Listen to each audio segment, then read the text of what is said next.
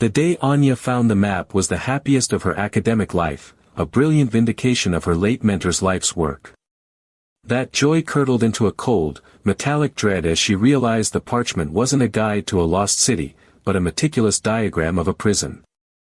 And the final notation, in Dr. Thorne's frantic script, stated the cell had been empty for exactly 43 days. That's the story we told. It was neat.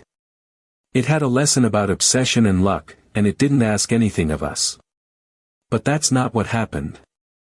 Not really. What actually happened started with a smell. That's the part we never mentioned.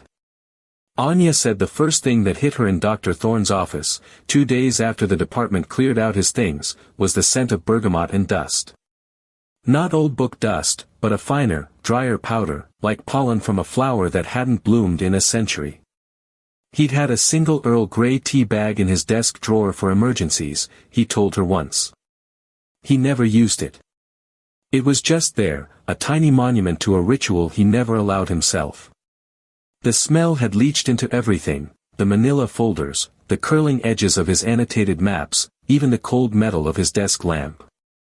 She sat in his chair, which was still adjusted for his shorter frame, her knees jutting up awkwardly.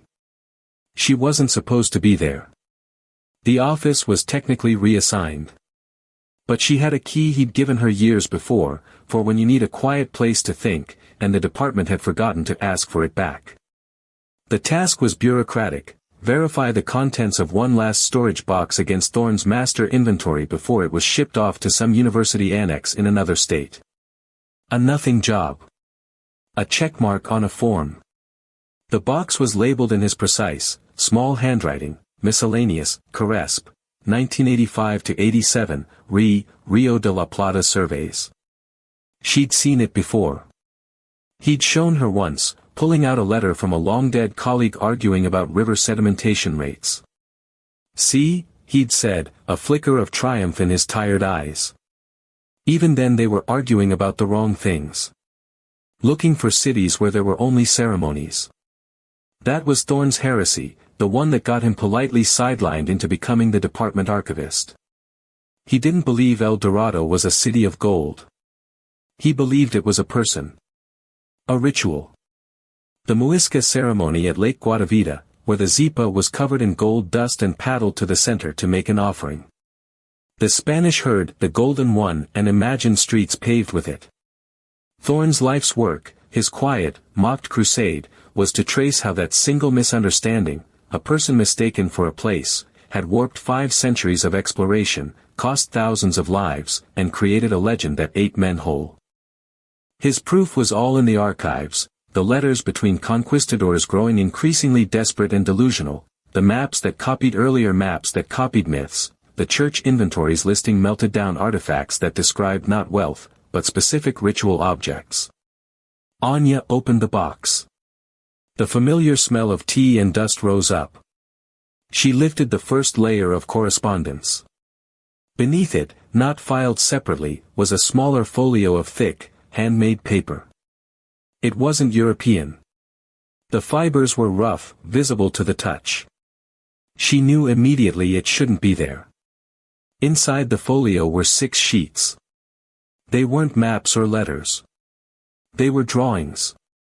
Done in charcoal and a faint, faded ochre pigment.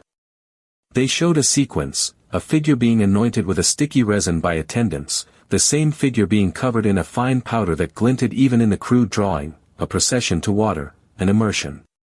The final drawing was different. It showed not a lake, but a cave system, with the golden figure standing before a deep pool inside it. The style wasn't Muisca. It was different. More geometric. And in the corner of the last sheet, in faded but precise Spanish script from a much later period, someone had written, *no es el lago. Es la fuente. La ceremonia no era para el agua, sino de ella, *it is not the lake. It is the source. The ceremony was not for the water, but of it. Anya's breath stopped. Her fingers left faint damp prints on the edge of the paper. This wasn't just an academic correction. This was a directional shift. Thorne had been right about the ceremony, but maybe even he had been looking in the wrong type of place.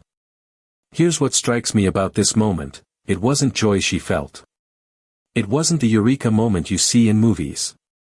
It was dread. A cold, specific dread that started in her wrists and moved up her arms. Because finding something means you now have to do something with it. And she knew, right then, looking at that wrong paper in the wrong box, smelling of tea that was never drunk, that whatever she did next would be inadequate. It would either be too much or not enough. She did what Thorne had trained her to do. She researched the provenance. There was no accession number on the folio. No note in his master log. It was a ghost. Through a painstaking cross-reference of his personal journals, which she definitely wasn't supposed to have, she found it. A single entry from 1991, over 30 years ago, acquired folio from estate of J. Mendez via private auction. Seller unclear on origin. Stylistically anomalous. Possible Kogi? The script is 18th C, but the paper, older. Filed with Plata correspondence for discretion, for discretion. Thorne had found this decades ago. He'd hidden it in plain sight. And he had never published it. That was the first crack in the public story we all told ourselves. The real mistake here is thinking that people hide things because they're not valuable. Sometimes they hide them because they're too valuable, and they know what happens to valuable things in their world. Anya took the folio to Dr. Evans, the new department head. Young, ambitious, with a sleek podcast about debunking historical myths. She laid it on his desk, which smelled of lemon cleaner and new leather. "I found this in Professor Thorne's materials," she said. Evans put on thin cotton gloves, a performance she always hated, and examined it for exactly 47 seconds. "Fascinating," he said, not looking fascinated at all. "It suggests a primary source location outside the known Muisca territory," Anya said carefully. "It suggests a drawing," Evans corrected gently. "The annotation is unverified." He slid it back toward her as if it were slightly dirty. Thorne believed. "Professor Thorne," Evans interrupted, his voice taking on that patient, closing a door tone, "was a brilliant archivist but prone to narrative thinking. This proves nothing except that someone, somewhere, drew a picture of something they heard about. Without context. Without corroboration. It is merely an artifact of the legend itself.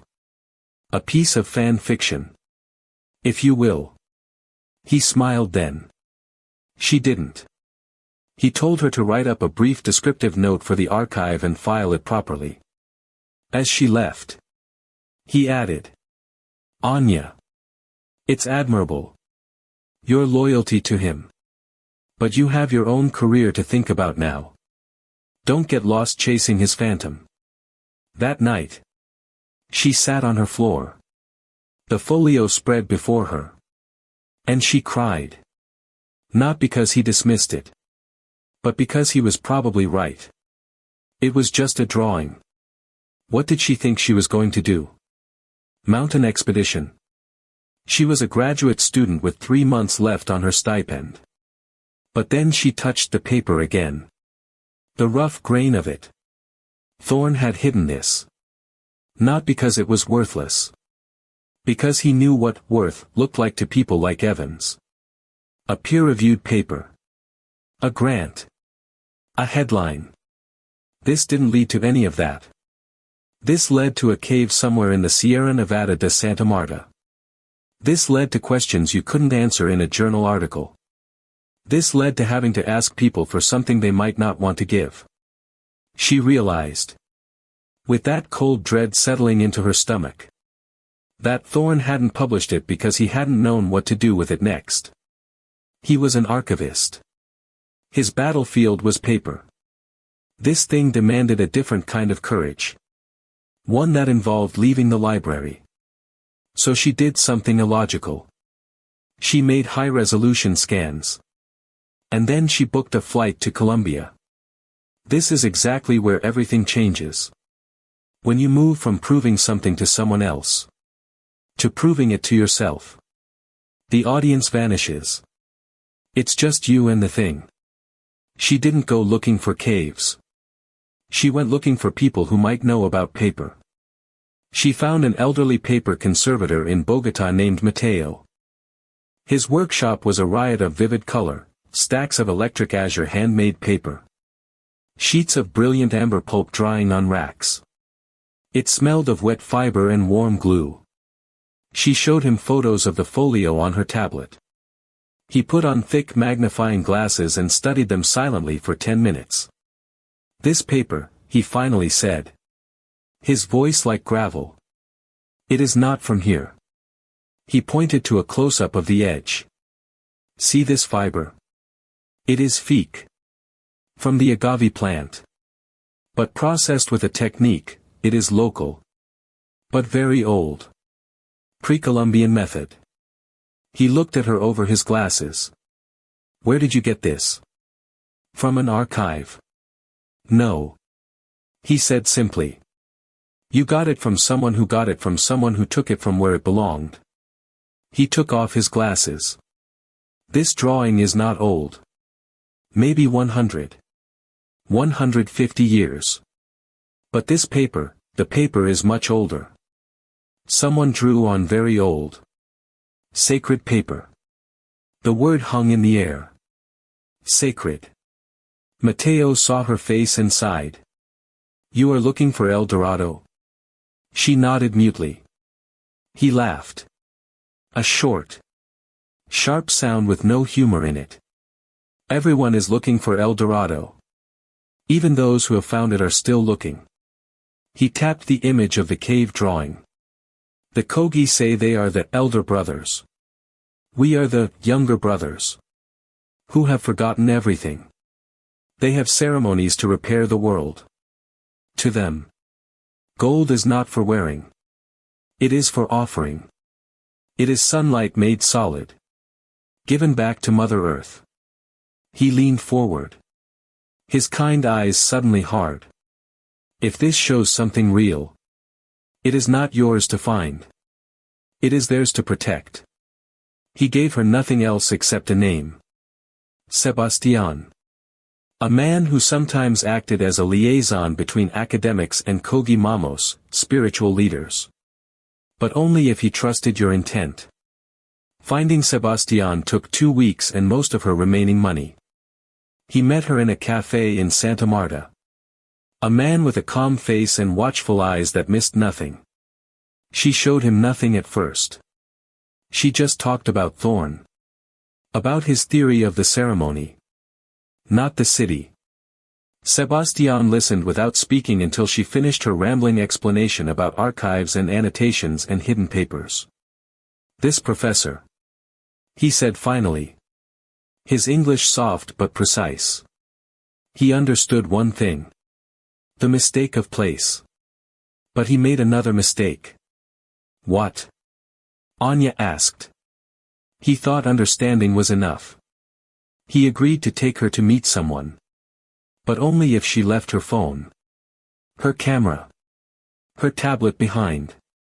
They drove into mountains so green they seemed to vibrate. Then walked for hours on paths that weren't paths until they came to a cluster of simple huts. The Mamo was an old man with eyes like dark river stones. He did not look at her directly for a long time. Through Sebastian. She told him everything. About Thorn. About the folio hidden among letters about rivers. About Evans calling it fan fiction. About Mateo saying the paper was sacred. She described each drawing in detail. When she described the last one. The cave with the pool. The old man closed his eyes. There was a long silence filled only with mountain wind. Finally. He spoke softly to Sebastian. Sebastian translated slowly. He says your professor was closer than most foreign minds get. The ceremony, it moved. He paused as the Mamo spoke again at length. When our younger brothers came with their hunger for gold. And their sickness. And their noise that hurts Mother Earth's heart, the Mamos saw it was not safe at Guatavita anymore. The thought forms were being disturbed by greed. So they moved it deeper into her body, into places only thought can go, but sometimes thought needs an anchor in stone. The Mamo opened his eyes and looked at Anya for the first time. Sebastian translated his next words carefully. The drawing you have, it is like, an echo from that time of moving. A memory drawn by someone who helped carry knowledge. On paper made for holding memory. The Mamo spoke again. He says, you have already found what you are looking for. Anya felt something inside her sink. It was over. This was another dismissal. But then Sebastian added. You found that your professor knew more than he published because he respected some knowledge too much to make it public property. The Mamo reached into a simple cloth bag beside him and pulled out a small object wrapped in leaves. He unwrapped it carefully and held it out on his palm. It wasn't gold. It was a lump of raw, unworked quartz about the size of an egg. Veined through with seams of pyrite, fool's gold. It glittered dully in the afternoon light. Sebastian didn't need to translate what happened next because no words were spoken. The Mamo closed his hand around the stone for a moment. As if warming it. Then gestured toward Anya with an open palm. Anya understood she was being given something infinitely more valuable than directions to a cave. She reached out and took it. The stone was cool and surprisingly heavy. The Mamo nodded once and then looked away toward the mountains. That night back in Santa Marta. Anya sat on her hostel bed with her laptop open to her dissertation draft and held that piece of quartz in her other hand. She could write Evans an email right now. I have primary source confirmation from Kogi oral tradition supporting Thorne's thesis. But what would that change? Evans would ask for evidence he could cite. He would want names he could verify or record. All she had was an object that proved nothing except that she had been there. Thorne must have known this feeling, the crushing weight of having found something true but unshareable on your field's terms, something whose value evaporates when you try to put it into their language. She looked at her dissertation title on screen, Cartographic Misprision, The Invented Geography of El Dorado. It suddenly seemed like such small work. She closed her laptop. She never wrote that email. When she got back home 6 weeks later, exhausted. Broke. The public story had already solidified around her absence. That odd girl who worked with Thorne just up and left after Evans shot down her little discovery. Went chasing rainbows down south. Came back empty-handed. Sad. She completed her dissertation successfully but without fanfare. She got a job at a small college library 3 states away, a good job. Quiet. At her going-away drinks, attended by 3 people. Someone asked kindly. So did you ever find anything? In Colombia? Anya took a sip of her drink and felt the phantom weight of stone in her pocket. She smiled slightly, not because anything was funny. And said. No. That became part of our story too. The confirmation of our wisdom about wild goose chases. What we didn't see was this. In her new apartment. On a shelf above her desk holding perfectly catalogued library books. She placed 2 objects side by side. On one side, a high-quality printout of one drawing from Thorne's folio, the golden figure standing before the cave pool, framed simply under non-glare glass. On the other side, the lump of quartz and pyrite sitting directly on the wood-grain shelf surface where dust would settle on it unevenly. She never told anyone what they meant together, that El Dorado was real, that sometimes finding it means understanding why you can never point to its location on a map, that some truths are kept alive not by being published but by being kept quiet, by being held by one person who now has to live with knowing something they cannot prove and cannot forget.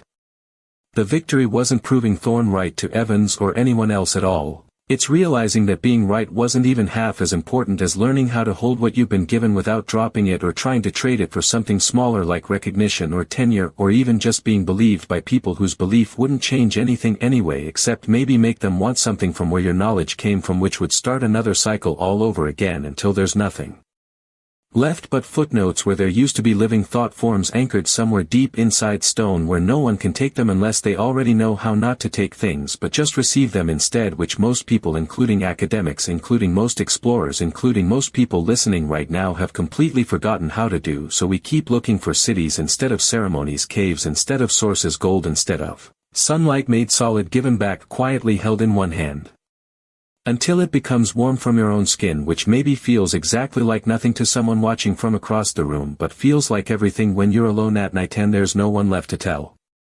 Actually wait. No. That's not quite right either. But maybe you felt this too.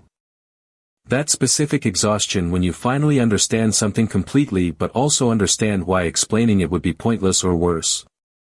When keeping quiet feels like both failure and fidelity.